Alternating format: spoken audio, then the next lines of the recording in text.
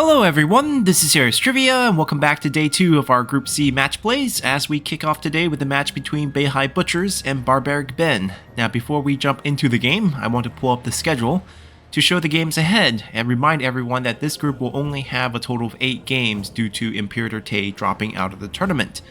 This means currently we have 3 players sitting at 1 win each atop of the group standings with their respective game times.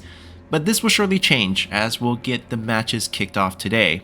So looking at the match at hand, we have Beihai Butchers in the green with his full Naman comp. It's the same one we saw in his first game where he rushed up with his entire group, including generals, suiciding some of them, but eventually coming ahead with the win. And he's faced off against Barbaric Ben here in the red with Zhengjiang, Kongrong, and Dongzhuo. A very interesting composition, especially considering the fact that Kongrong is not only bringing his Beihai, Furies of Beihai crossbow unit, but also a multi-bolt crossbow siege weapon. There are also Azure Dragons for frontline with a bit of range, and we see those heavy cataphracts again on Dongzhuo. Not sure about those, but the other units are quite fun, and we'll see how these match up against the elephants, see if the range can kill the elephants off before they get close. And let's jump into match. So looking at the deployment here, we have something very interesting as we have Barbaric Ben deploying behind Beihai Butchers at the edge of the map. As you can see, we're basically edge camping with the siege weapon plus the crossbow unit, Azure Dragons in the front to do a bit more bow damage, maybe with fire. And then the cavalry kind of screening in the front. These are once again heavy cataphract, not a huge fan. And then Zhengjiang and Dongzhuo in the front as well, with Kongrong in the back. The generals probably should stay together. And then we can see the formation by Beihai Butchers kind of caught off guard with this setup. And we'll see how he react as those crossbow siege weapons will be in range to kick things off.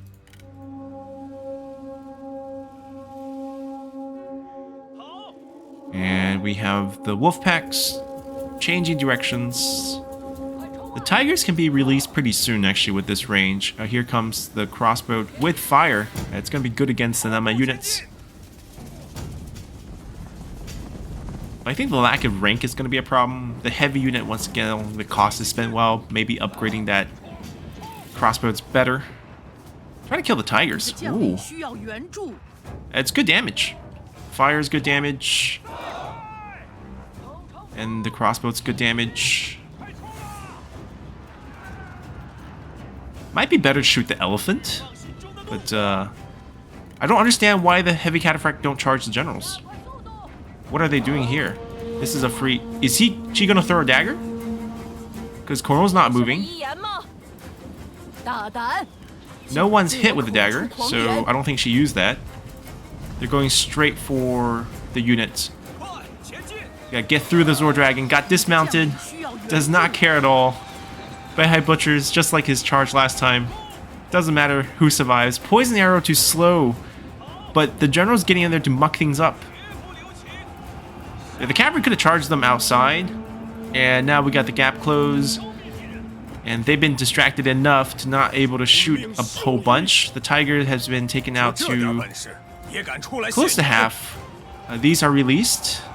They're going to disrupt some of the cavalry. We have the death of Meng Huo. They're just being suicided in here.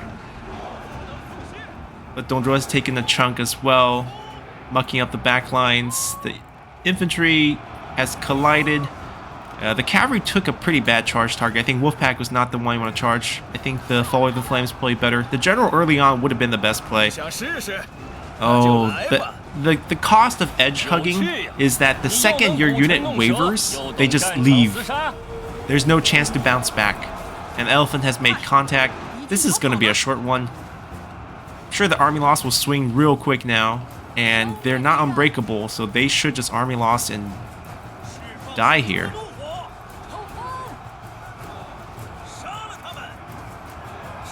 Yep. Just been sent to the edge. And army loss kicked in. That was a swift one. Heroic victory. I think that's the first one we've seen so far in the tournament. That's probably the fastest game in the tournament. 2 minute 38 seconds. So I think with this composition, if you're going to edge hug with siege weapons and range. I think the cavalry needed to hit the generals when they were approaching. That's kind of their only job. They've been screened in the front, so that's kind of what they're designed for. And Beihai Butcher has proven to be a one reckless players. Does not matter the general going there to die, just muck things up, buy some time for those units to get close and finish things up. I think Druon was sent to her death against cavalries last time, and this time Mahua just died in there as well against Azor Dragons. Lady Druon got dismounted, charging the Azor Dragons as well. Just trying to be disruptive with the generals, and the elephants take care of everything else. The cavalry were poorly used, and I also think Dong Zhuo as a general is not a good choice here. If you want to use heavy cataphract, first off, any vanguard is fine. You can recruit them on any vanguard. And Dong Zhuo is not unbreakable. Lu Bu would have been a lot better. You can use Dragon Gaze to slow down the initial charge, buy more time for your crossbow unit and siege weapon to do their damage. You can also fight better. You're also unbreakable. Faster horse, same access to cavalry units, same as Dong Zhuo. They have the same faction units. Lu Bu actually has more, but that's just a messy game. I think Zheng Jiang also wasn't able to use her abilities. I think a dagger there from her or from Lady Druon would have been nice, but we didn't see either, as Beihai just kind of really just charged the general in to create a mess, and everything else just followed after that. So not much to say here, and another good win for Beihai Butchers. He has 2 wins now with both very fast times, so if he can get one more win, even if he doesn't win the group with 3-1 or 4-0, he will look pretty good for the tiebreaker as he's winning these games super fast for those final 3 spots. So until next time, bye!